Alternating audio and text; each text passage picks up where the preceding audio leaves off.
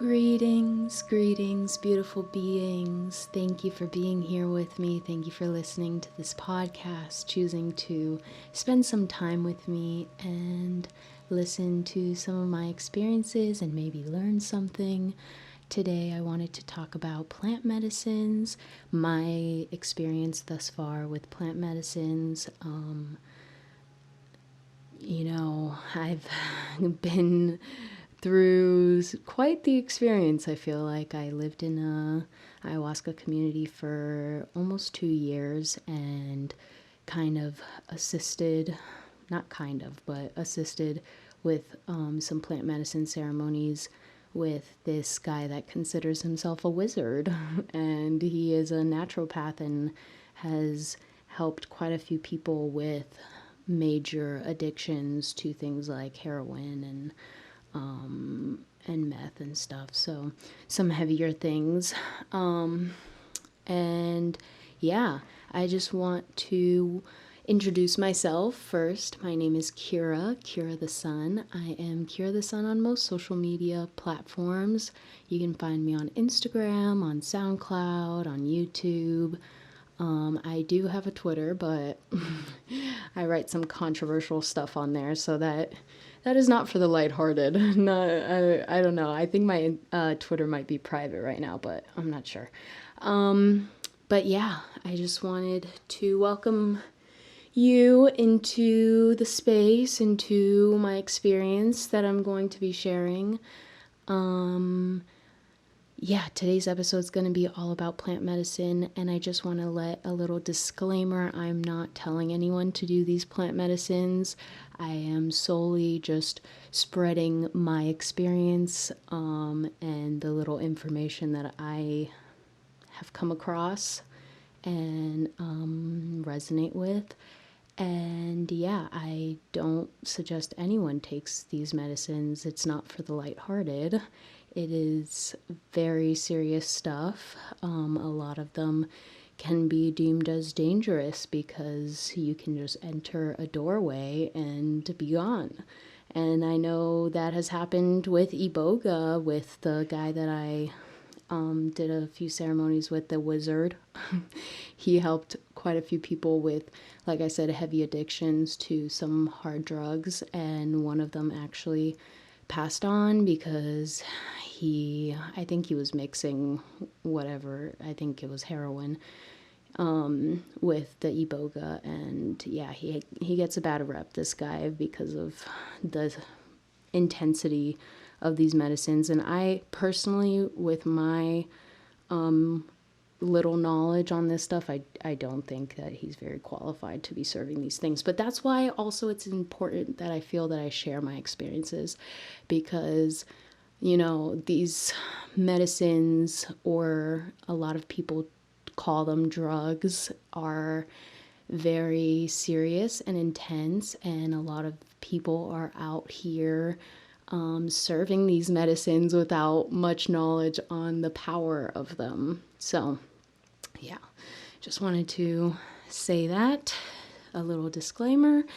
And yeah, on to these experiences. I wanted to I have these listed out here, and I have quite a few medicines, and I kind of wanted to just start out with the first one that everyone knows about, and that is sweet ganja, Santa Maria, cannabis. Many names for this medicine. It is the most widely known plant medicine, I feel like, and people get into it at a very young age, and I kind of feel like that's not so true for me. I think I came about cannabis a little later in life than most people, but it was actually an experience with my mother, and some people might think this is weird, but I think if it was my choice, like, I would do it the same way. If I were to have children, I think that I would kind of introduce it to them in the same way, in the same light, especially in my stance now and where I am in my life now. But essentially what happened was my mom and my brother were kind of in an argument, like not getting along. And we were all like, in our rooms away from each other. And my mom essentially just knocked on our doors and was like, hey guys, so we're going to do a little something special, family meeting, meet me in the living room, and yeah, we're gonna fix what's going on between us. And we're like, okay, what the heck? So we went to the living room and we sat in a circle on the floor, and she brought out her little tiny pipe and put one little bit of a little shaking of weed in there. And I was like, what the heck is going on? I was like pretty nervous because I had just, of course, I heard about cannabis. I was 16 years old, I think, when I first smoked, when this experience happened. And, I'm already in high school, and that's pretty late. I feel like a lot of people that I know started smoking weed like, 13, 14, 15, sometimes even younger at like 12, which I don't recommend that because it does fuck with your brain chemistry. And when your brain isn't fully developed, it, you kind of, it's emotionally dependent. Essentially, cannabis is like an emotional suppressant sometimes and can help you just feel chill when there's like things going on and you're just like, oh, everything's chill, I'm stoned, nothing really matters. So when your brain isn't fully developed, I don't suggest doing any plant medicines yet. But to each their own. Everyone has their own experience.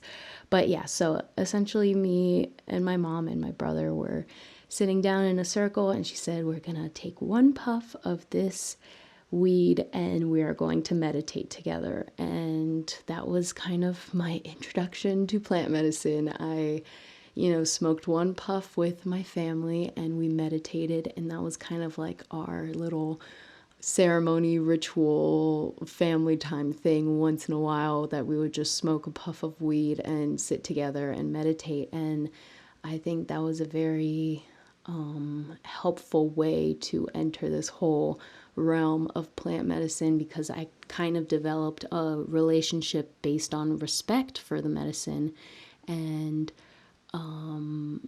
gave it the space to do what it needed to do, and not, try to crowd it with all these other things, which I did try later on, like after experiencing ganja with my mom and my brother. I did try a couple times to just smoke with friends and be, stoned and stupid and stuff. And I would end up getting major paranoia and anxiety, and like a couple times called my mom to pick me up because I was like, I smoked and I'm stoned and I don't like where I am. And she was like, the message was always like, you see, this is why we do it together as a family and we don't do it with strangers.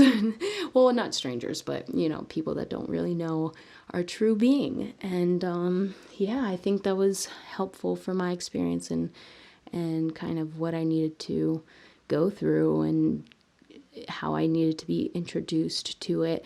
I do ebb and flow with my relationship with cannabis. I, for a while, was smoking all day, every day, which is known for potheads to do that sort of thing. It helps with anxiety. It helps you like focus on what you need to do. And I don't know, I have developed, I feel, a more clear relationship with cannabis, where it's like, now I only smoke when I feel like it's going to help me. But also sometimes I smoke and I'm like, I could have gone without smoking, and I think that kind of shows progression with the relationship, where it's like, okay, I know when it's actually making me feel good and when it's not making me feel good. And it's a really good medicine for when I'm on my moon, when I have cramps, or when I'm like PMSing hard and I'm angry. Like, it's my medicine for that, And then I'll get into this little cycle of like, after I smoke from my period, like when my moon cycle is done, then I'll just keep smoking. And it's like, no, I don't need to.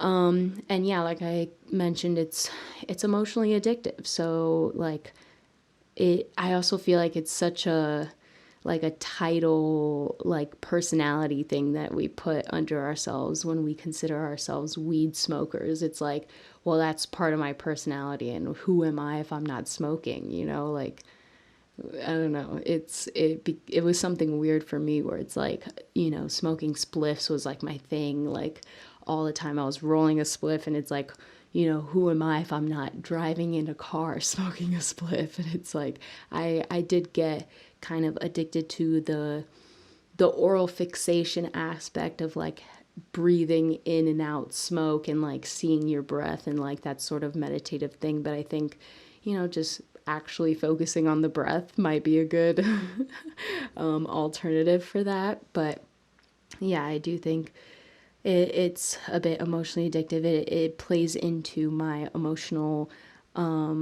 addiction to food as well, because then when you get hungry, it's like, wanting these different senses of comfort and stuff. So that's sort of my take on that. And I know some pot smokers out there don't like to hear that weed is addictive, because it's not physically addictive. You don't have withdrawals from weed like physically. It's just emotionally you do, and you want to smoke it. But yeah, that's sort of my take. I've been flowing with my relationship, and yeah, I go in spurts where I'm like, whoa, I need to take it back a little bit, and then sometimes we're like, I haven't smoked weed in a while, maybe I'll like it. And I did call it Santa Maria in the beginning. That I want to mention with ayahuasca traditions with Santo Daime, they smoke cannabis, and like the name for it during the ceremonies is Santa Maria, and they're opening the gate of Santa Maria and inviting her in. So it holds a special place, with certain medicine traditions to open different channels and different doorways to things.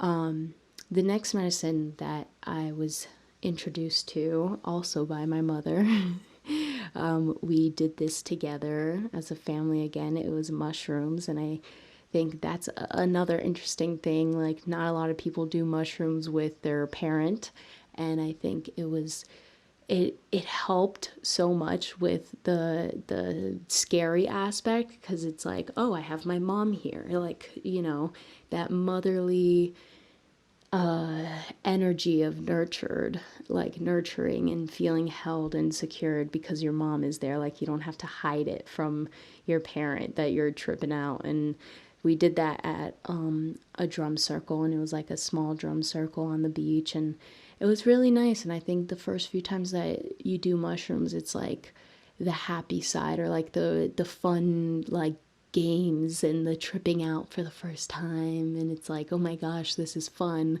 look at all my power, look at the world's power, oh, it's amazing, what can we explore? And then once you do medicine like mushrooms or ayahuasca and like get into the work, then it becomes a little more difficult and more like work. You're doing like deep inner work with it, and sometimes that can be uncomfortable, and people see those times as bad trips. But I think that there are moments for us to really become aware of certain aspects of our mind and look into the shadowy aspects of our mind and like what's going on in the deep dark corners, and kind of just bringing awareness to that. So when I take mushrooms, I know it enhances my creativity, and like it makes me want to sing and dance and write music and meditate and like just work with my own energies and my own talents. And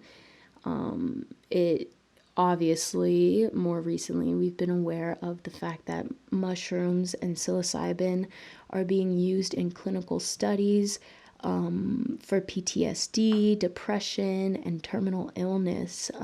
I saw recently that they're working with cancer patients with mushrooms, because I am also a firm believer that, any sickness or dis-ease is actually a dis-ease in the body, and that's what it technically, like, everything is a external manifestation of what's going on internally. Whether that be with just thought patterns or diet and, what we eat and what we consume, even visually, auditory, like all this stuff becomes us. So,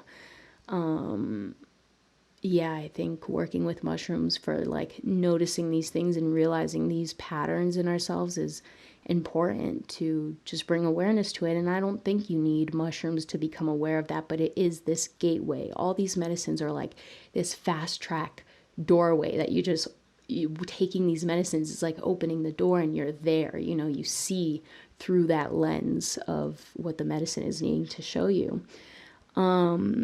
It's mushrooms is really playing a big role, I think, in the next step forward with mental awareness and mental health. It's like so many people are becoming conscious of, the law of attraction and stuff. And it's like, okay, well, how do we do it?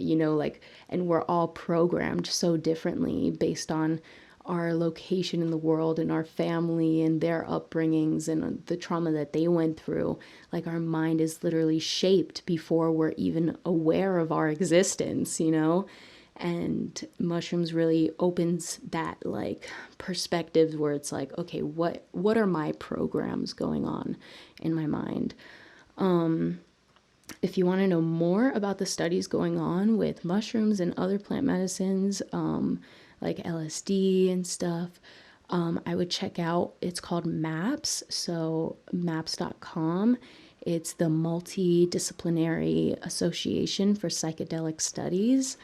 And they've been doing a lot of different studies now. They're like, the main program or organization, mainly doing different trials and stuff with people that have, PTSD, depression, terminal illnesses.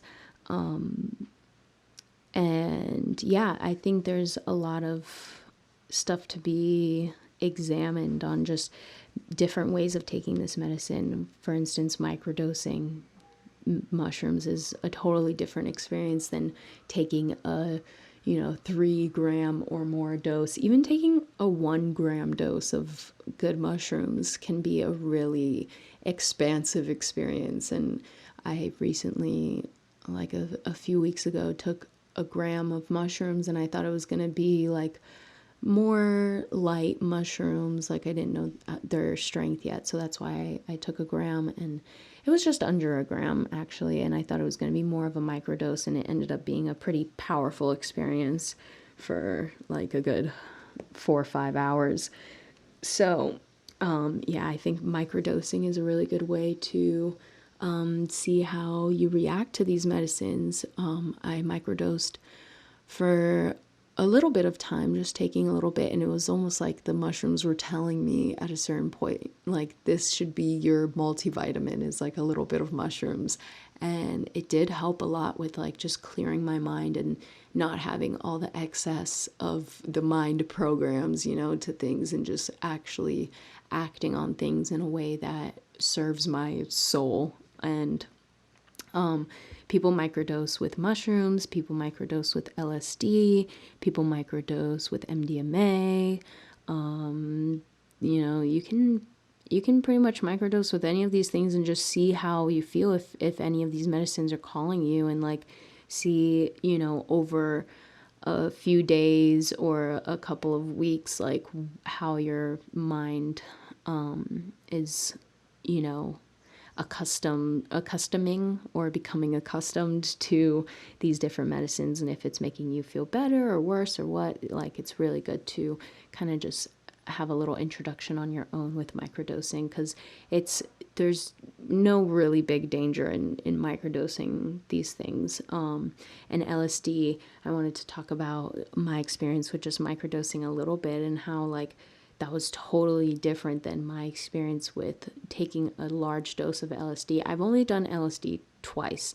So the first time was also with my brother. My mom wasn't involved in this little medicine journey, but me and my brother took, he had a little tab of LSD, and I was like, whoa, where did you get that from, Brodio? And he had mentioned that he, bought it from a friend, whatever. And I didn't really know the friend, so I was skeptical on, taking a full half. Like, that's kind of an oxymoron, but taking a half tab was like a little much for me, I feel like, to experience firsthand, because I was just scared of it. Like, my initial reaction to all these things is just being scared of it. And I think that is kind of dangerous to go into these things with fear, because like they're plants, a lot of these things are coming from plants. LSD is present in many different plants all around the world. So it's not something foreign to the human body, but we've been told that these things are like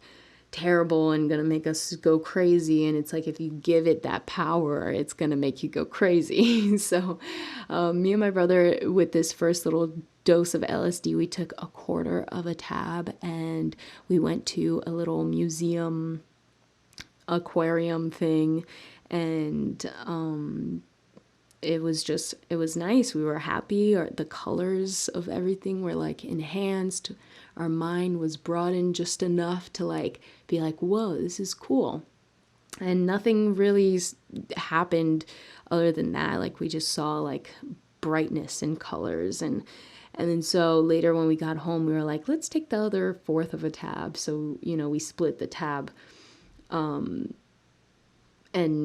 essentially both took half, but spread out. And, it gave me energy, kept me up for the night. We watched the Amy Winehouse documentary, and we're like, oh, this is cool. This is nice. We're learning things, about this person. And it was a nice experience to have for the first time. And I do know a lot of my friends in high school were tripping out on LSD quite frequently. And I don't know, I just feel like in that stage of life, I wouldn't want to have to deal with school and parents and all these little things that happen in our lives growing up that are like these little fake groups that we tie ourselves to, and like then having to go through LSD where it just takes apart all of that. Like that would be a lot for me. So this happened like later when I had graduated. So it's interesting, like kind of with that clean slate of the mind to experience these things. And I kind of recommend that for going into any medicine, just kind of not having any expectations and just having like a clear mind. You don't really want to have anything too stressful on the mind. That was my kind of experience with the larger dose of LSD later on. With my partner now, it was maybe about a year ago.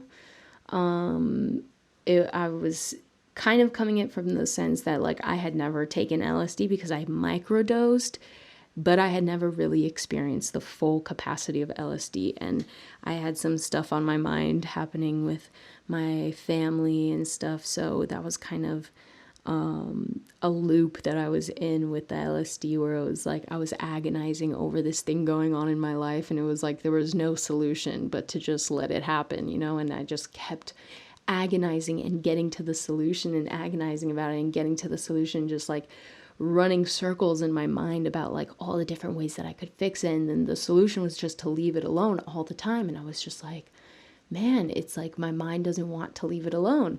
And this experience with the larger dose of LSD was a pretty interesting one, because it was me and my partner had gotten it was just in a bottle, like with a little dropper, and it was just liquid, pure LSD.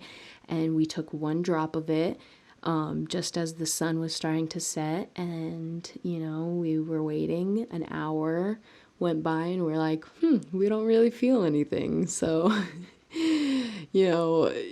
usual story of how people take LSD is that they take too much for the first time, but it's always how it goes. You don't feel it in an hour and you're like, let's take more. So we took another drop of the liquid LSD, and then we're like, let's roll a joint. And as soon as I rolled the joint and took the first puff from the joint, then it was like, I'm there. You're here in the LSD realm, and welcome to the molecule. And I was like, holy shit. Everything was just traditional LSD pictures and stuff. Like the trees were like pink, and it was, you know, all these different rainbow colors happening, and we were looking at the sunset happen, and it was like the most poetic thing, like of the light and the dark, you know, fighting for the last chance. And it was just like so intense.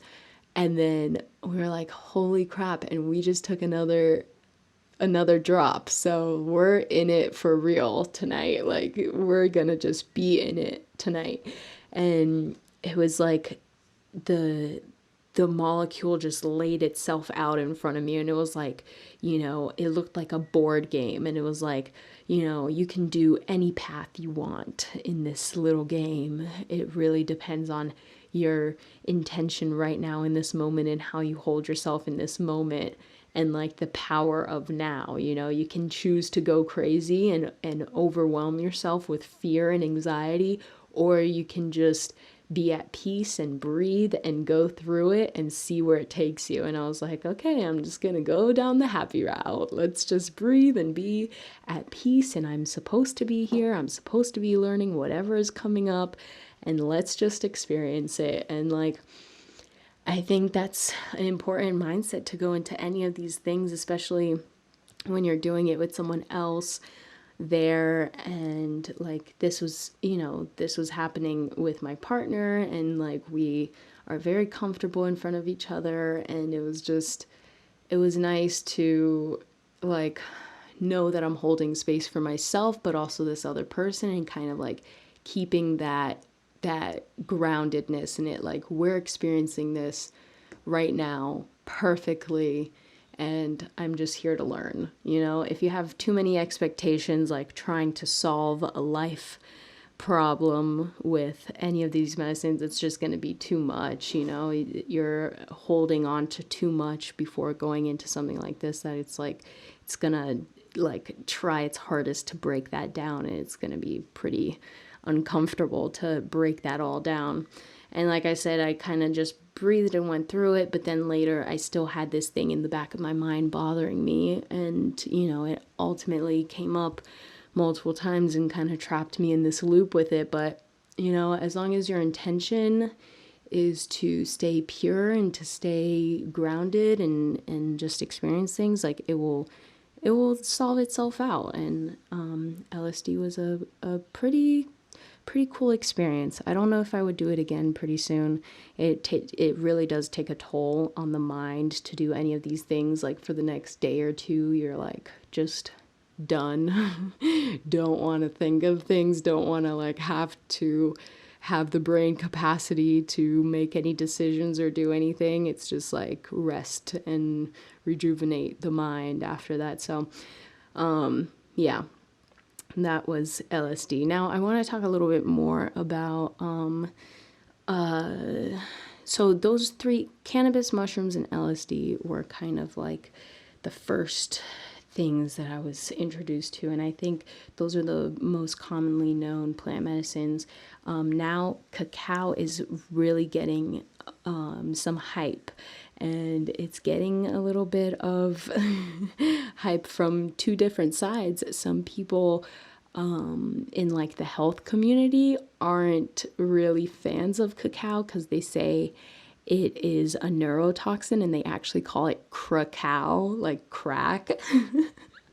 So and I did see, like, before I got into plant medicines and stuff, and like raw cacao and its benefits, like I did see things on some, like, I think it was like in Australia or something, or New Zealand, that they were like, party kids were like snorting cacao instead of Coke to, like, you know, get a buzz or whatever. So it's pretty controversial. I think the main thing is, like, it's like coffee, and like if you think of coffee is kind of like Coke, like in the way, like if you have a strong double shot of espresso, I mean, I've never done Coke, but I've heard from a couple of people that a very strong shot of espresso, like, or double shot, whatever, that is like snorting Coke. Like, it's the same thing. So I don't know how true that is, but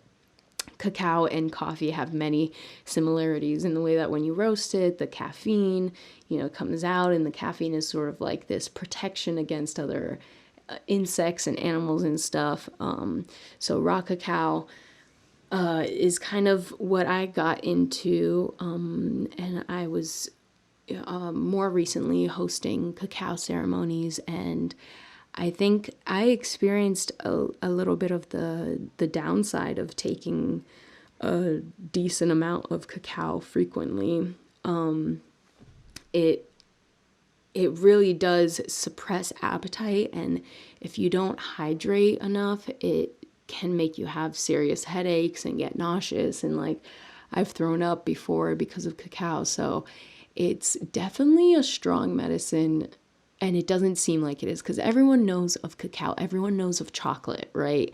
The whole world is aware of chocolate. But when you take chocolate in its purest form, and especially unroasted chocolate, like the cacao beans are just fermented and then grinded into a paste, like that has so many different like things going on, like different chemical compounds happening, where it's like there's so much, it's so complex, right?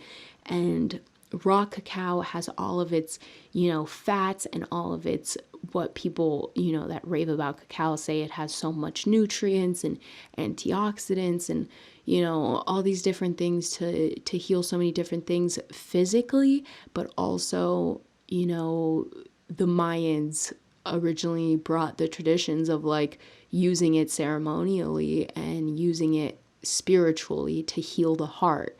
And I still think it's good for those things, yes, but everything is good in moderation. Everything is helpful and medicine when you use it as medicine. But once you start using it as like this daily thing, like a part of your routine, then it kind of becomes too much. It becomes like this habit that it's like we don't really need all these habits and routines and things that we do every single day. It's like some days we need them and some days not. And, coming into balance with all these things is, I think, important. But essentially, the neurotoxin in cacao that people talk about is the theobromine.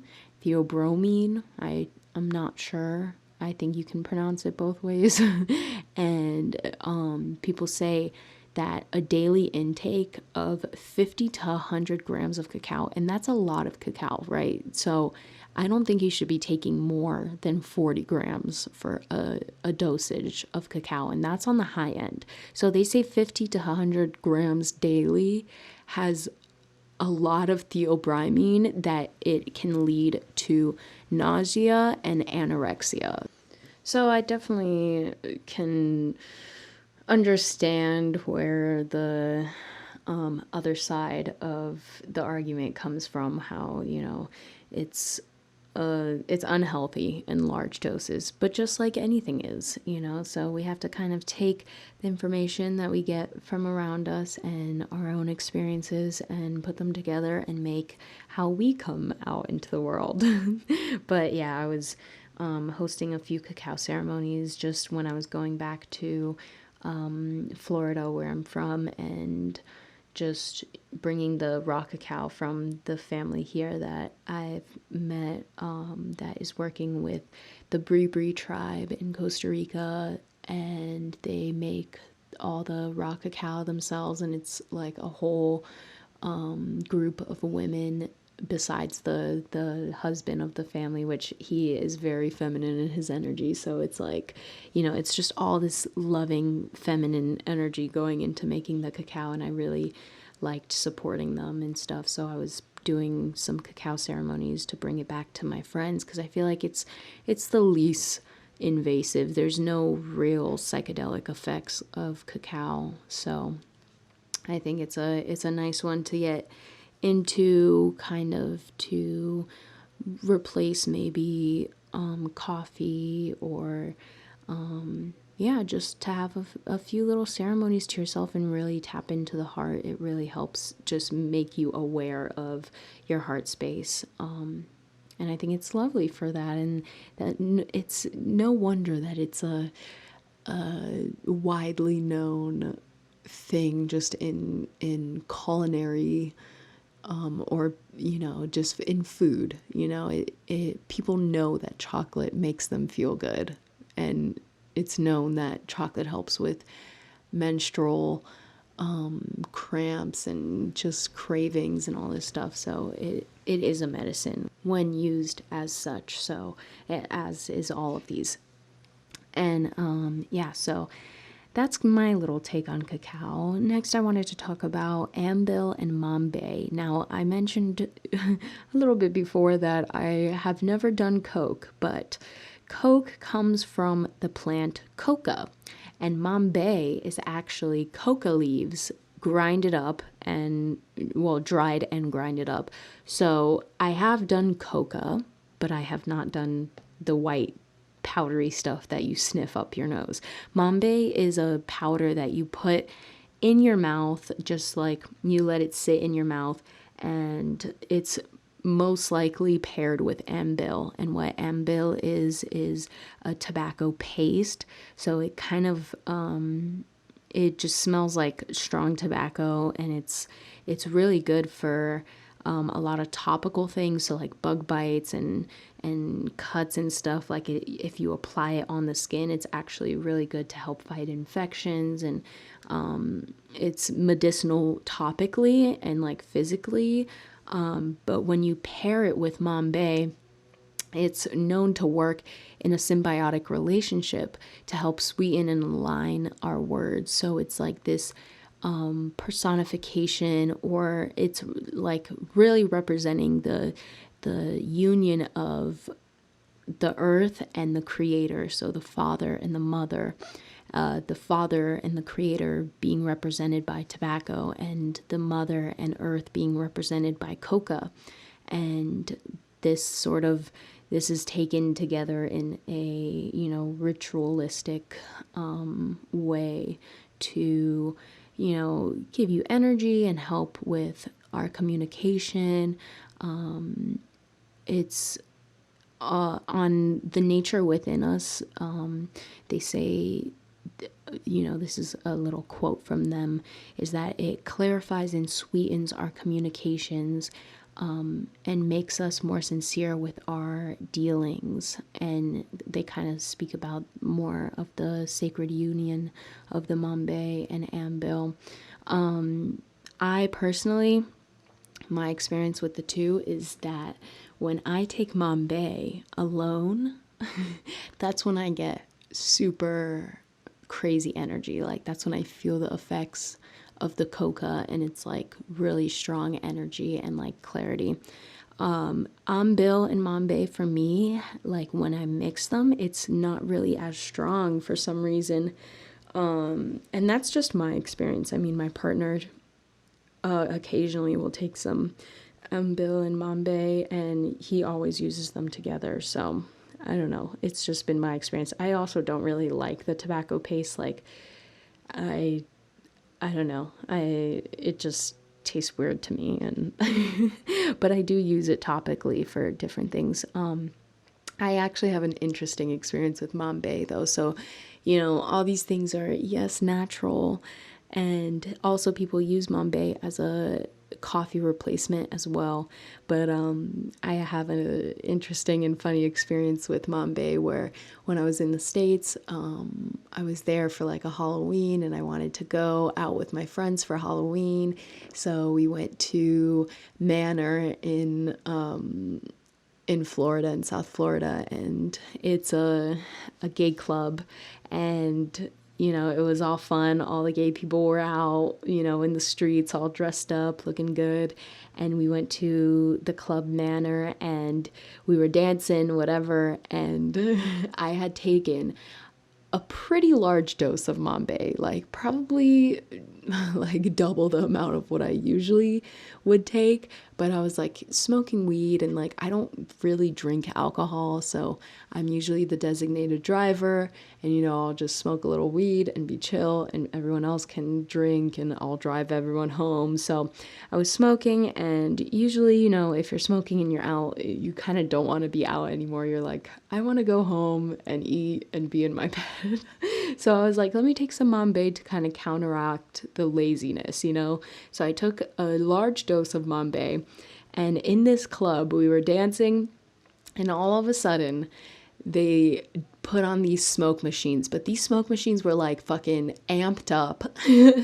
There was no seeing, like literally less than a foot in front of me. I could not see, and I started freaking the fuck out. I was like, oh no, someone might have a gun in here, someone might have a knife, someone can just stab you, and like no one will be able to see who it is because it's just so smoky in here, and like the lights were going crazy. So I couldn't see shit. My heart starts pounding, and I'm like, no, no, no, I don't like this. I grab my friend by the hand, and because I just knew in my mind the layout of this club, and I just fucking ran and went for it. And it was like I was blindfolded running for the door because I literally couldn't see anything, and I just knew the way to get out. And I had my friend in my hand, and he's like, what the fuck was that? Like, what's wrong? And I'm like, I do not like the smoke that was going on in there. I don't know what the fuck they're putting through those smoke machines. Like, I just didn't like it. I started freaking out. You know, I feel like something bad is gonna happen in the club.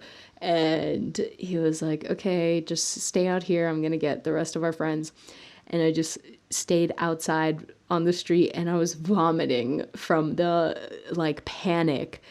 And, you know, I was vomiting all the Mambe that I had taken, but it was just a lot. And then ever since then, I kind of didn't really take it as frequently because I was taking Mambe like pretty much every day, just because I needed energy to like keep doing what I needed to do. And it was just, you know, after that point I was like, okay, maybe I don't need this so much right now. But when I do, you know, have some stuff to work on, I'll occasionally take a little bit of Mambe just to give me that extra little boost.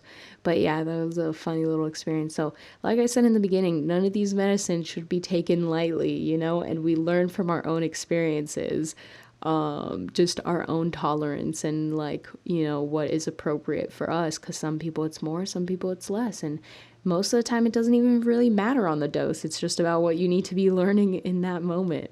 Another really interesting medicine that I've been seeing a little more talk about these days is Sananga. And Sananga is seriously a warrior medicine. Like it is not really psychedelic. It doesn't make you trip, but like after you kind of get sort of like a high from it, just in the way that like you get a high after working out. It's like that sort of same kind of like clarity, and like, you know, it's really painful because it's eye drops, right? So Sananga, it's this juice made from this shrub, and I don't know if I can pronounce the plant that it is correctly, but let me try. It's called Tabernae udulata. Udulata, yeah. Tabernae udulata. But anyway, that's the plant, if you want to know. And it's an Amazonian medicine, so it's a plant most likely just found in Brazil in the Amazon. And they take this plant, this like bushy shrub, and they, you know, grind the leaves and get a juice from it. And it's a really, really strong juice that gets placed in your eyeballs. You put one drop in each eye, and it has been like known to cure anything happening with the eyes. So it apparently, you know, there hasn't been many studies done on this, but this is the reason why these tribes take these drops, is to treat and prevent ocular diseases, to treat and prevent glaucoma, cataracts, cataracts, far and nearsightedness, astigmatism, and blindness. So pretty much anything going on with the eyes. It kind of helps shed any toxicity in the eyes. And, you know, there are some people that read eyes, you know, can like see the different things going on through your eyes. So the eyes are kind of like a map of what's going on inside. Sananga also detoxifies the body. So physically and spiritually, I guess, like metaphysically detoxifies. There's this word that they use. I think it's pronounced Mdma. And it is basically the word for like energetic blocks or like energetic curses or karma. And Sananga helps detoxify this stuff from your body. It increases visual perception and enhances colors. So like when you take the Sananga, like immediately after, you notice how sharp your vision is, and it really like just clears all that cloudedness in your eyes, and then also like the cloudedness in your mind. It can help with depression, anxiety, and like anger, like deep rooted anger. And it clears your energetic field. So it kind of like is, since it's going into the eyes, it's like also like helping with the third eye in a sense. It kind of, clears all this like stagnancy that is happening in the head. It's really hard to be thinking of anything while you're receiving Sananga, and it burns for about 10 minutes, I'd say, like really strong for just like 1 minute, probably 1 to 2 minutes. And then, it's just kind of like this like rawness feeling in the eyes, but it's definitely a warrior medicine. And there's people that do, long little journeys with them where they will take Sananga every day for like a week or so, and then, get off of it because you need to give your eyes a break for a little bit of time, and then you can take Sananga again. But yeah, there's been quite a few accounts of people saying that, once you do it for a little while too, it doesn't burn as much, and like it really does become this like energetic high. We can find pleasure in pain when we get past the weakness that is leaving our body from this pain. And Sananga is commonly paired, I feel like, with my knowledge of medicine. I know it to be paired a lot with Kambo, which is another warrior medicine. Kambo is so intense to go through because you're essentially just taking something to make you throw up all your toxins for a solid like 10 minutes. And Kambo is this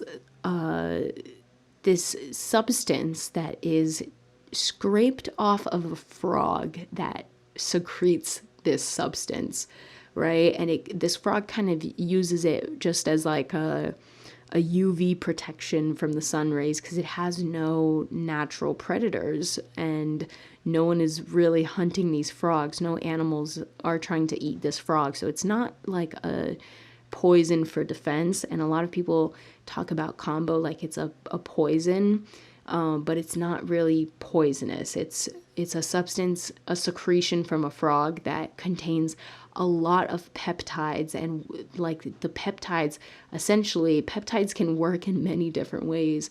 And what these do is kind of pull the toxins from our body and make it go down into either our colon or, our intestines, or, just the stomach where you can just throw it up, right? So you either throw up purging, or you can, poop to purge. Some people cry and sweat and shake to purge. So it really depends on your body. But Kambo is another really intense one where I think a couple people have experienced, death from not having a knowledgeable Kambo medicine person serving it to them. And essentially how you receive the Kambo, it's little so the person that's serving you Kambo has a little stick, and the person that we received Kambo from was telling us this story of the stick that he uses. Like he solely uses a specific plant for the twig, because it's the stick and the plant that the frog is usually found on and usually just chilling on, is from this plant. I have no clue what this plant is, and I tried to look it up to find out, but anyway, so it's this little twig, and it's burnt at the end of the twig, and they just burn like your skin. They poke little spots on your skin, just to scrape off the top couple layers of skin so that the combo can be applied to the skin and enter the lymphatic system. So you don't want to be going deep with the combo. It is not supposed to enter your bloodstream. It's not supposed to, like, the spots are not supposed to bleed when they hit you. It's like just the tiniest little burns to just remove the top few layers, and they put a couple little dots. Depends on who you're going to, how they serve the medicine, how they do the dots, whatever, but you just receive a few dots of this medicine on the little burn marks, and then you drink a shit ton of water. Like, I think it's like, depending on how big you are and how this person holds it, it's like, you drink 2 liters of water while they're applying it, and then they take it off, and you throw up all that water with all the toxins that this combo is pulling out of your system. And then you drink 2 more liters of water, and then they take off the combo.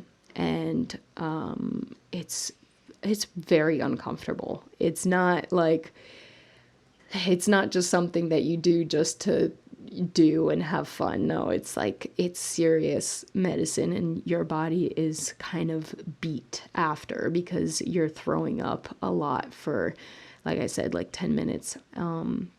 And you don't really have time to be tripping out or be in a psychedelic world, because you're just focused on getting this stuff out of your body.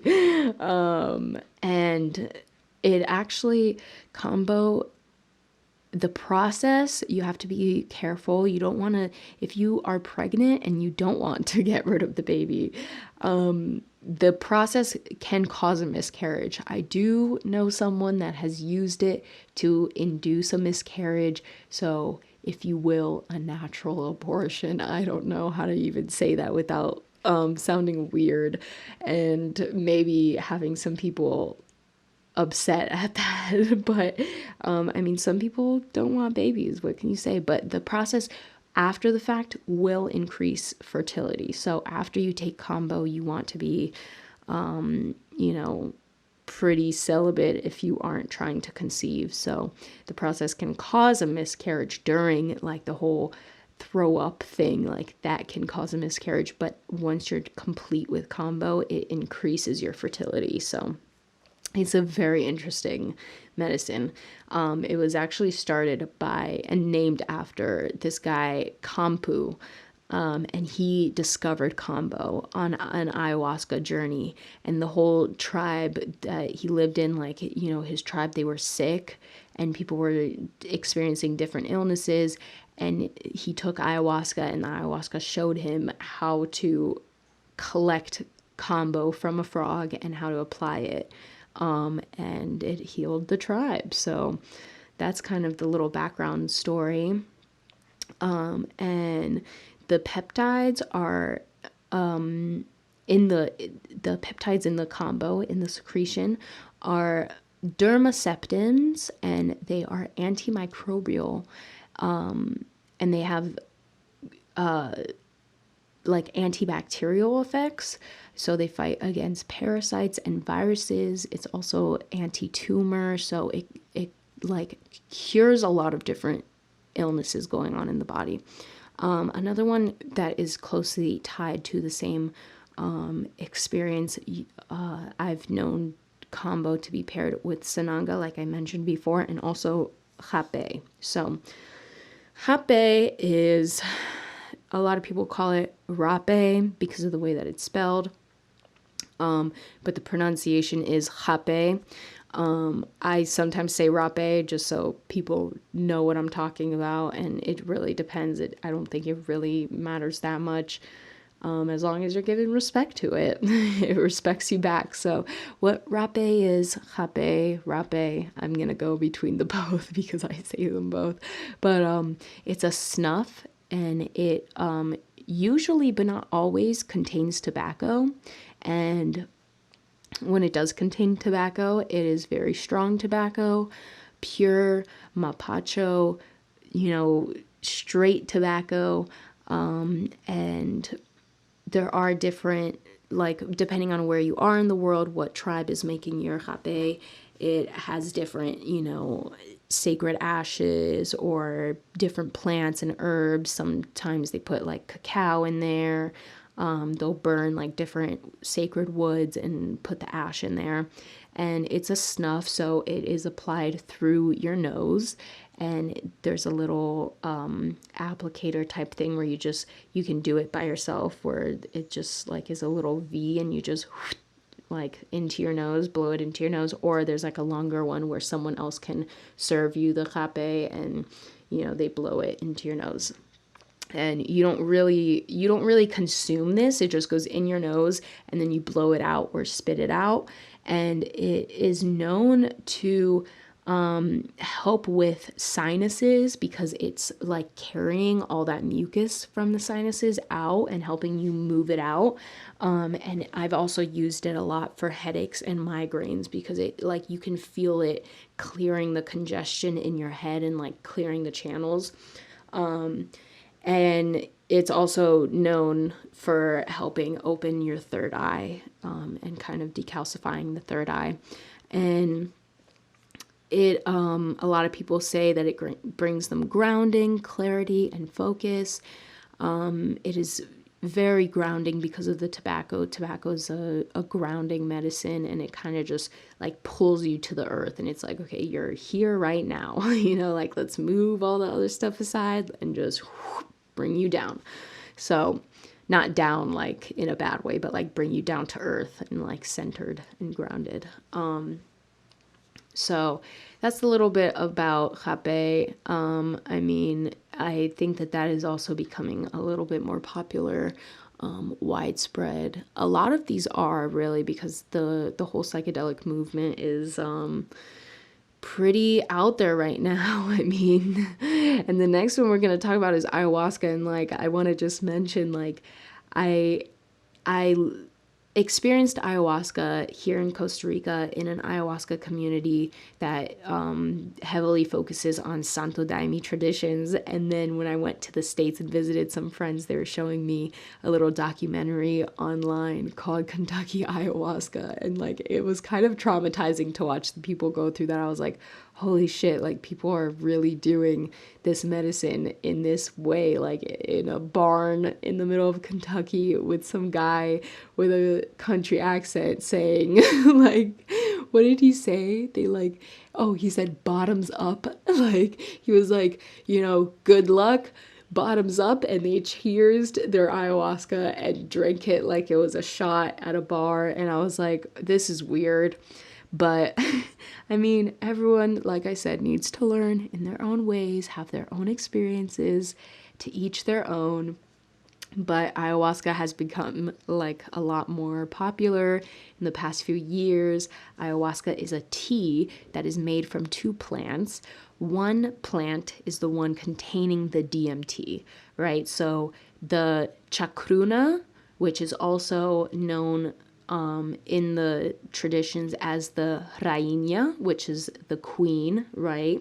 So it's another, recipe of the king and the queen. So the chacruna and rainha are the leaves, right? So this is the plant that contains DMT. And actually, something interesting about this plant is that it grows from one leaf, right? So the roots and stuff grow from the leaves instead of like the stems or anything. So I always think that that's such an interesting thing.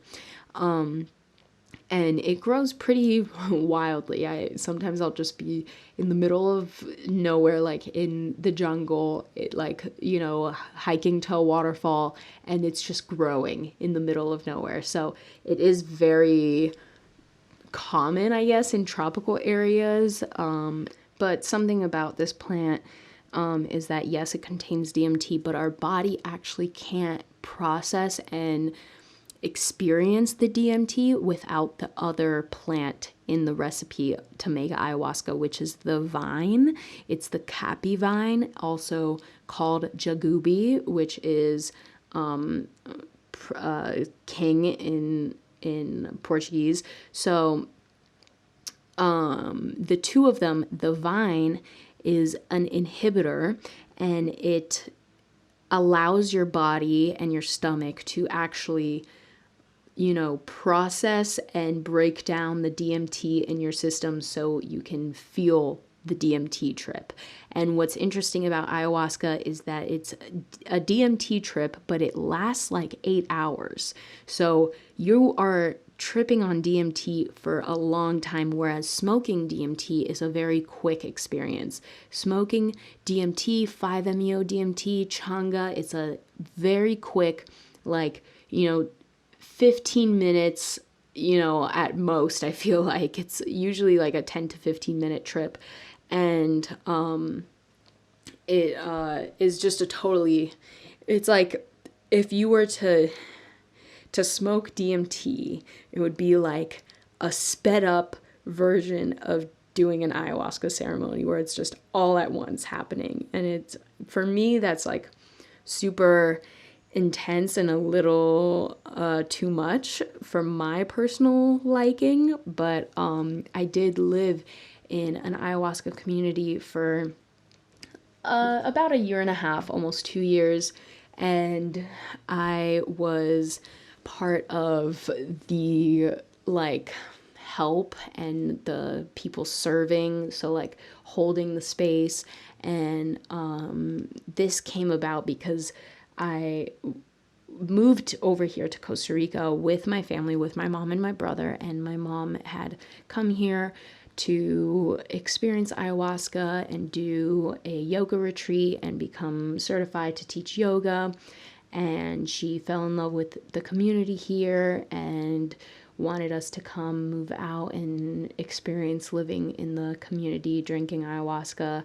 And it was pretty interesting. The first 3 times that I sat in ceremony drinking ayahuasca, I did not feel a single thing. And I think that's because I had huge expectations for what this was. I really didn't have much information about what it was or what it does to you.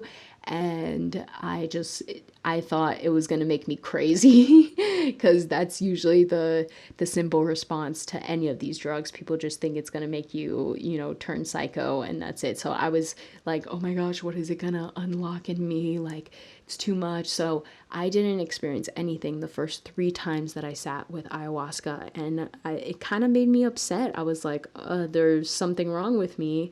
I can't experience this medicine. And I was just, seeing everyone around me fully in it and experiencing crazy things and crying and seeing light, and you could see through their eyes that they're just seeing other things, And yeah, so I was kind of upset with myself for not being able to experience anything. But it wasn't until I came back to Costa Rica after some time, still with my family, but it was the day before my birthday. And on my birthday, they were having a ceremony. So it was just a pure gateway portal to whatever I had to experience that time. And it was just everything at once. It was a full-on 8-hour smoking DMT experience. It was literally my experience smoking DMT, but for hours, laying down, not being able to move, and just all this information coming in. And it was just so much information, so much stuff coming in at once that after that experience, I was like, okay, I don't think I can take ayahuasca in this full dose and fully receive in this way. I don't think that's where I need to learn my lessons, because it's just too much for me to comprehend what is going on. So after that ceremony, I since we had decided we were going to start living here, I went to the practitioners of the medicine, the ones that are serving the medicine. And I was like, hey, I had this really crazy experience. I don't know if I will be able to take medicine in that way again, but I still want to be involved in the ceremonies. I still want to be singing the medicine songs and like occasionally maybe have a little bit of an experience, but like I'm not interested in fully blasting off anymore for now. And since we're living here, could I be part of the help? If you guys need help, I would love to learn. And they were like, awesome, cool. And slowly but surely I got, initiated into the little community family of hosting and serving medicine. And some interesting things went down there. Maybe that's a story for another episode, but I personally don't align with working in medicine communities or in any sort of conscious community, eco community vibe thing, because I just think these people are full of shit, honestly, because it's like, if we don't actually face our shadows and we're just trying to be high all the time on some sort of psychedelic to be cool with each other, like that's not really how this life is supposed to go in my eyes. So I kind of separated myself from that. I did have quite a few profound experiences on ayahuasca when I was just helping, just having a very small amount, like having like literally 2 sips, spaced out throughout the whole night. And I would blast off and like meet aliens and my spirit guides, if you want to call them, and like experiencing all the anger and anxiety and control in my body, like moving into my stomach to then be purged out. Like I've had quite a few experiences, just really intense, not having like a crazy amount. And that's why I say like these medicines, it really doesn't matter the amount that you're taking. It's about what you need to experience with it. So, I mean, I think the most profound experiences that I had were actually more so of a microdose of ayahuasca rather than sitting and having like a huge cup of it. I actually can't even consume a large amount because it just comes right up for me. I think it's just too much to... I have a pretty low tolerance to things, I feel like. I like to think that I have a big tolerance to things, but it's really me just hiding the fact that I can experience these things with a lower amount and thinking that I'm this big, huge person that needs a lot of medicine to feel anything. But no, I'm pretty sensitive, and I think that smaller doses of things impacts me more than larger doses. But yeah, so that's kind of my experience with ayahuasca. If people want to know more about like the detail of these experiences and like the detail of the communities, or like the community that I was in, but like the community outlook and like how I feel about that, then let me know, and maybe I'll make a podcast answering questions on that if people have questions about how that goes. But I wanted to move on to mescaline, which is most commonly found in cactuses known as San Pedro and peyote.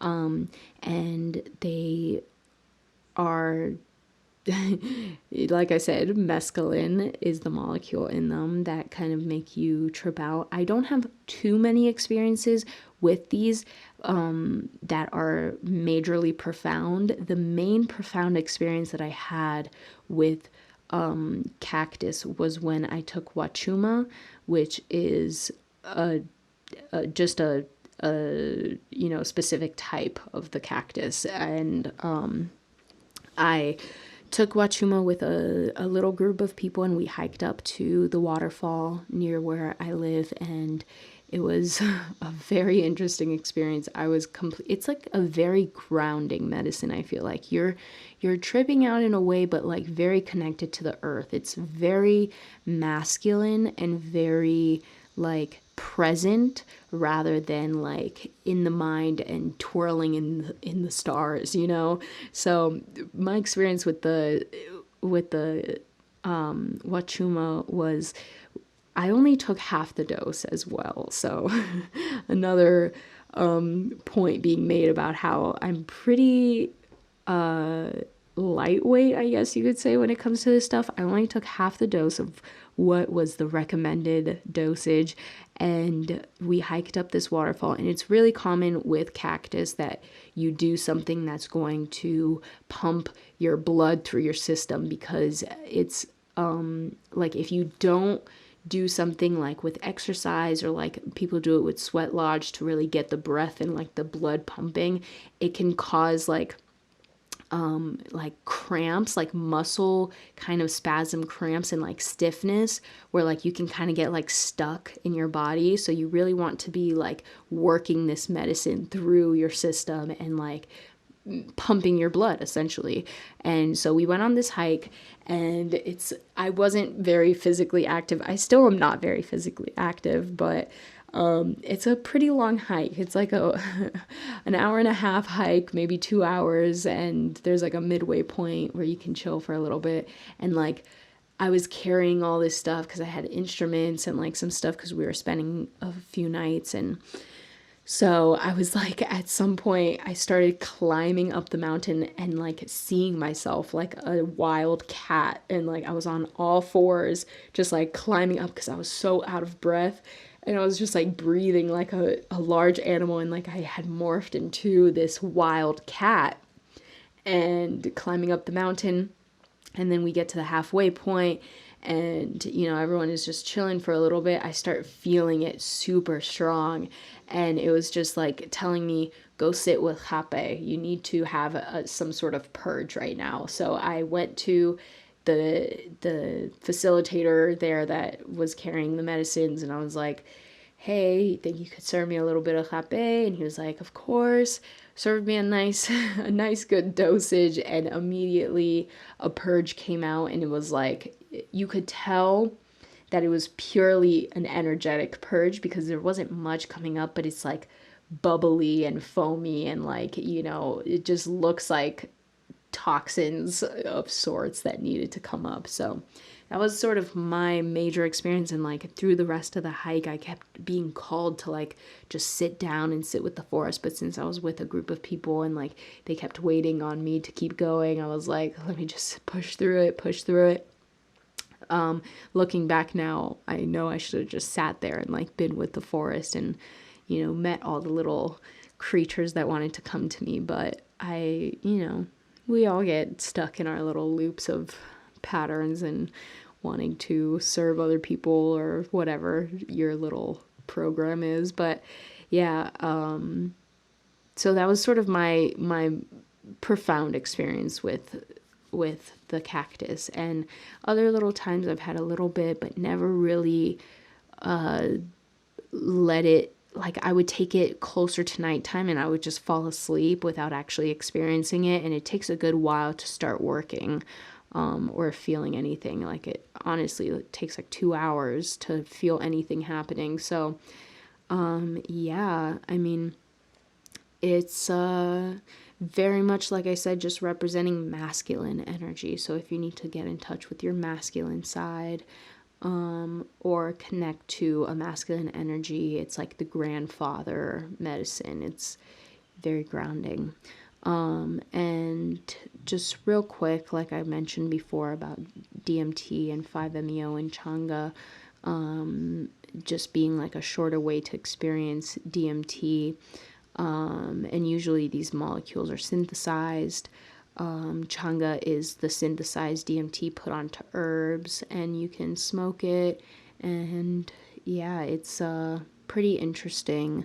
I had an interesting experience with Changa where I was in California at a family friend's place, and it was her birthday, and some guy there that apparently went to Peru and drank ayahuasca got the message of how to make changa and spread it and all this stuff. So I smoked it in this house in LA, which is very different than where I'm used to experiencing medicine, which is here in Costa Rica in the jungle. And it just, like, I just saw how everyone was on a loop, and it was like scary, and I wanted to leave, and I was like heading for the door, and then saw the long staircase, and I was like, nope, can't go down those stairs right now. I did smoke 5-MeO DMT once.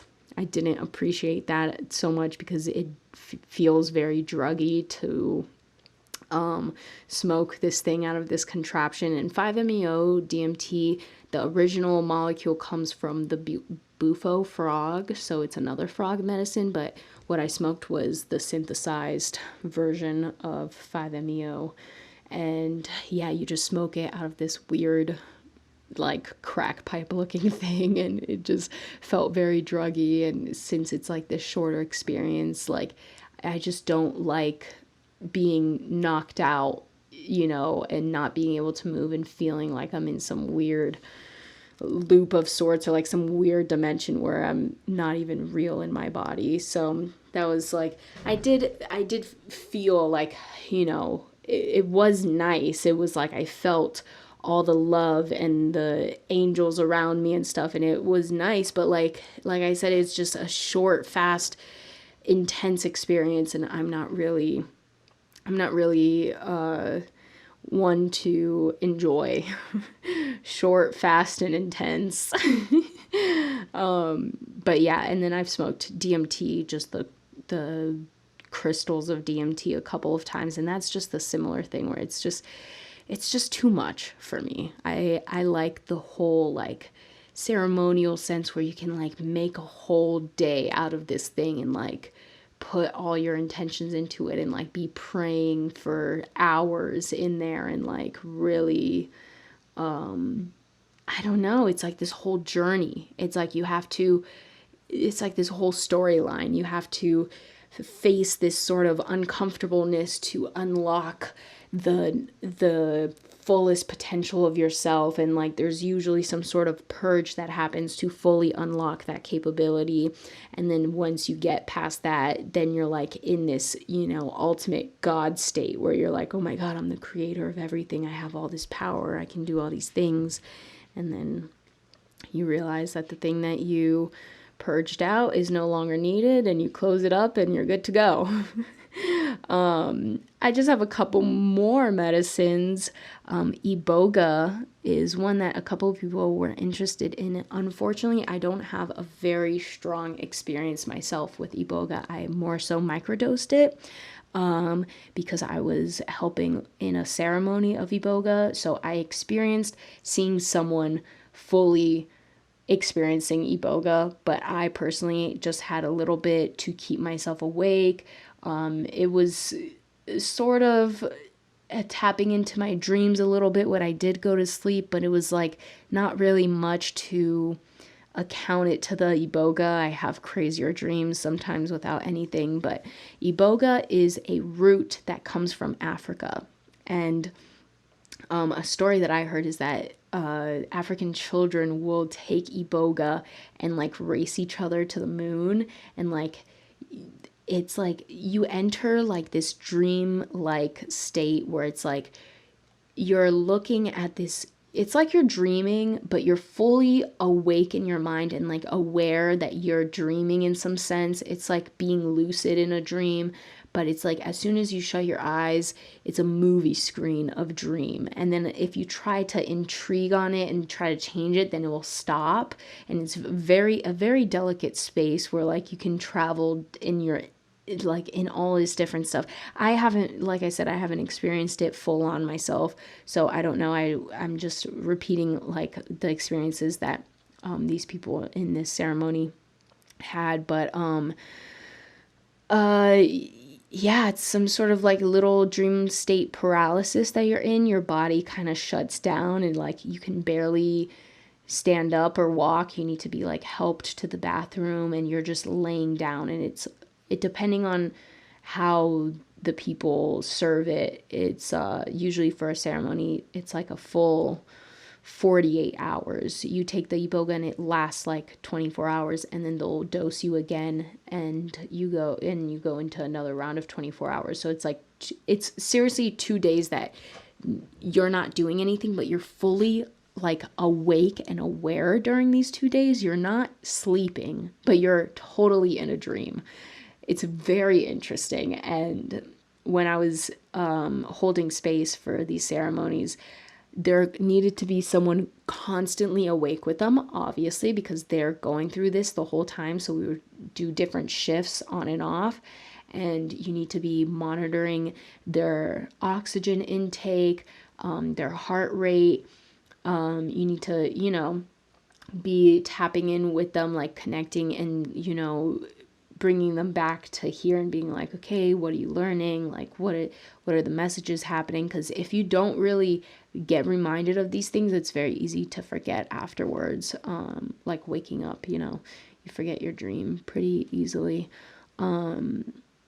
This medicine represents very much a chief spirit for West Africa, Central West Africa. It's their chief plant spirit, and it's been used for thousands of years in Africa, and it rewires your brain to love, right? And it's profound for people with addictions because it goes back to these pivotal moments in our life where it's like these crossroads, and it's like sometimes we take a turn that takes us on this huge detour because of something in our brain that wasn't aligning to the frequency of love.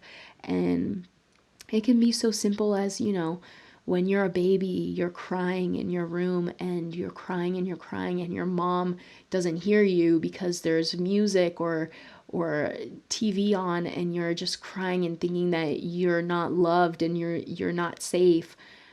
So your brain like will wire that to like you not being loved and not being safe and not being protected by your mother. Meanwhile, your mom comes in a little bit later and is like, oh my gosh, like I'm here. But it's like your brain automatically chooses these systems based on the things that you're surrounded by. So it will go back to those moments and like show you it like it's a dream or like it's a movie, and like show you how there's not anything wrong with these experiences and feeling this way, but everyone is trying their best, and we just all need to understand that there's love and that we can experience love and create that love and protection and safeness for ourselves. So it's a very, very beautiful medicine, and I would love to experience it full on myself. So we'll see what happens with that. I wanted lastly, actually no, there's two more. So MDMA was, I feel like, the most recent intense experience that I went through. That is like the freshest experience.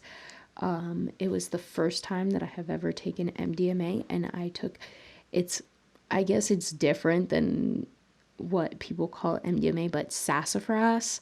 So it was gathered or harvested from plants around, and my friend over here is a chemist and he made it himself. So I knew that it was like pure with love and beautiful intentions. So I felt very safe taking it. I wouldn't ever take something in like some sort of pill form that's like mixed with other stuff. So MDMA is the molecule that's in ecstasy, in Molly, but it's mixed with other things so that you want to party and stuff. But MDMA at its core is also being used to treat things like PTSD and borderline personality disorder. It increases your empathy and your communication skills, and just being connected to everything around you. It just is finishing right now stage 3 trials for PTSD and having really good, astounding results. And I think it's amazing that people are finding this medicine, because I think this is more so for things, like I said, dealing with personality disorders or not being able to have empathy, which is kind of like my issue for the things going with the ayahuasca community, where DMT kind of affirms your state of mind and like shows you the power in that, and like, how your set of tools has brought you perfectly to this moment, and can sort of give you like this God complex. And if you don't have empathy for other people, this can kind of go in a very weird, obscure way with the DMT and ayahuasca and mushrooms, where it's like you can manipulate people because it shows you how you can manipulate this world, right? Where MDMA is more like a symbiotic relationship happening with you and the things around you. So this is at least how I experienced it. It was on my birthday again, which is usually a very fast track way to enter a portal of what you need to learn. But my experience with MDMA was like all these spirits. I was in this community where I say that there's like power struggles happening and like weird things going on. I was in that location, right, in this community, and I had taken MDMA, and essentially all these different spirits of the forest and spirits of the land were coming to me and asking me for help, asking me for assistance, asking me for prayers to help them be sent to the light. And it was just like I was communicating with these spirits, but also communicating with all the plants around, and like the whole jaw chattering thing very much represented to me like how communication happens vibrationally. And it was like my connection to just, you know, all the plants around me and like being able to communicate with them. So it's, yeah, I don't know. It was a crazy experience. Made me feel very friendly and in love with everything around me. It was like everything was just a cute little creature to me. Like the spirits, which usually I would get afraid because I've always been able to see spirits or like things come to me. Aliens have visited me, which that's also for another podcast if you want. But I usually have always shut that down because I was told that that was scary and wrong and like not real. So I shut it down, get afraid of it. But the MDMA really helped me realize that like these beings are not any different than me, and like we can work together and be friends with each other and help each other out instead of fearing each other and thinking that like, and like having this opposite energy that like contradicts each other and just causes more pain and confusion. So that was kind of my experience with the MDMA. It was quite interesting. And yeah, it's also, I know that people use it in relationships, like married couples will use it with each other to kind of like form those bonds again and fall back in love with each other and stuff. And it really just breaks down those shields that we have, like being like, I'm right and I'm this and you're that and, you know, we're different and blah, blah, blah. And it's like, no, we're the same at our core. We just might think things from our own perspective, which is what we're here to do. So once we drop that like difference, we're the same at the core. But anyway, I just wanted to end on one last one that I'm going to be kind of grouping together in a way. Kratom and kava, they're very widely known together. I think they work together for many people. They work nicely together. Me personally, I cannot. I think it's kratom that I have the problem with though. Kratom is just, it doesn't sit right with me. I get nauseous. I want to throw up every time I try kratom. When I tried kava for the first time, it was mixed with kratom and I just threw up. It was not fun. I felt really sick. But kava on its own, I've enjoyed. It's just a root like ginger or turmeric would be, right? So the kava root is made into a tea, and this tea made with kava relaxes you. It can assist with sleep. It can help with pain like menstrual cramps, and it just mellows you out. It's like a really, I feel like it's almost like being the most relaxing drunk, right? Where you're just like chilling. It's like kind of like this drunk feeling, but like aware instead of being like, you know, not capable of knowing where you are and shit. And I don't drink often, so I'm not too sure, but I just remember being like, oh, I kind of feel like a little bit tipsy, drunkish in a way. And that was when I mixed the two until the kratom made me throw up. And this was just when I was in like a kava bar and they had the two straight. I didn't know that like people, this was like quite a few years ago too, so I had no clue what kratom was. And like, if you look into it, it's pretty intense. Kratom binds to your opioid receptors in your brain, so it kind of acts like an opioid in a way. So people with addictions can wean off their drugs with kratom because it like replaces that need for that drug.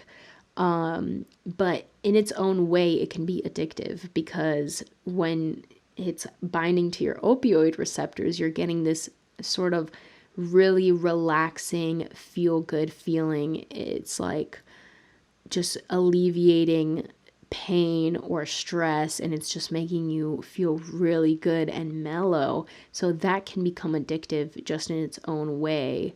In the same way that weed can be, it becomes emotionally addictive in a way, but you don't experience really physical withdrawals. Yeah, you might, if you are addicted to kratom, and I say addicted in quotations, but like if you become dependent on it, you are going to have some sort of like mental withdrawals or like, physical anxiety, but it's not going to be like, throwing up because you're off this drug. It's a plant. So it's not really physically addictive in the way that hard drugs are, but it's being used effectively for different things like depression and anxiety as well.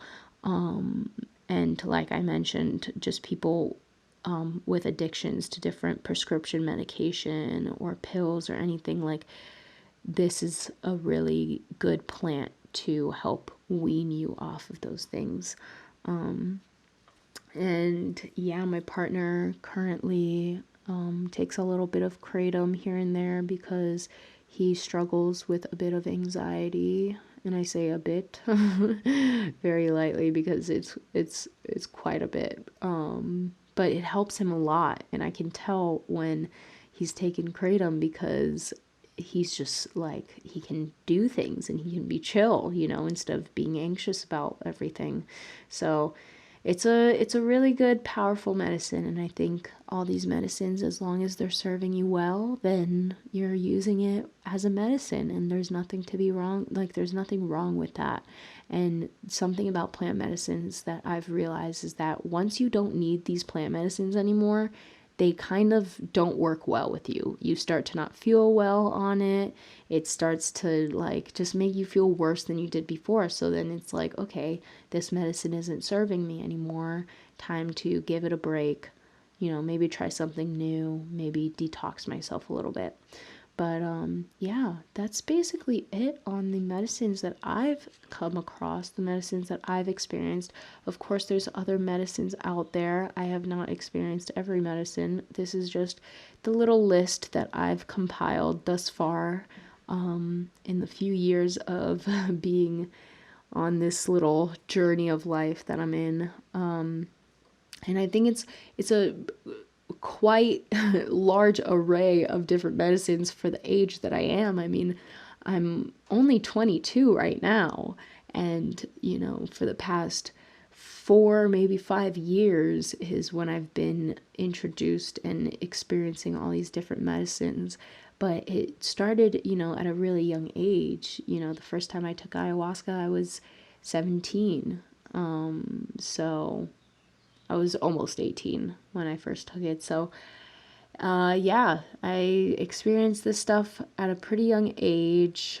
So I think that's sort of just my little purpose, is to help people come into these things with as clear of an idea of what they're getting themselves into as possible. And like I mentioned before, please don't experience these medicines without someone else guiding you through it that knows what they're doing, and whatever qualifications you feel is acceptable for that. Go with your gut always with this stuff. But even if you go to a medicine community in Peru or anywhere, Colombia, Brazil, Costa Rica, no matter where you go, there's going to be people that only care about the money. So if you don't feel right about things, don't don't do things there if it doesn't feel right. If it doesn't feel 100% yes, then it's a no. So, and the medicine will always find you. When you need to experience the medicine will always find you in the perfect aligned ways. Sometimes we just have to, come face to face with our own stuff before we can fully experience these medicines, so we can have the fullest capacity of the experience and get the full potential of the medicine from it, instead of having these different things clouding our mind.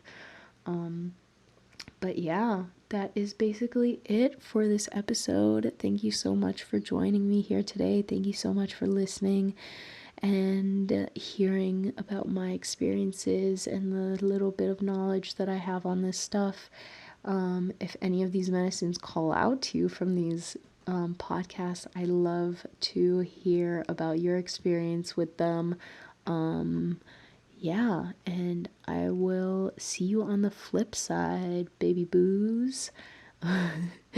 Catch me on different social media, Instagram, YouTube, SoundCloud, Kirathesun. And yeah, let me know your questions, comments, concerns, and I will see you next time. Love you. Ciao.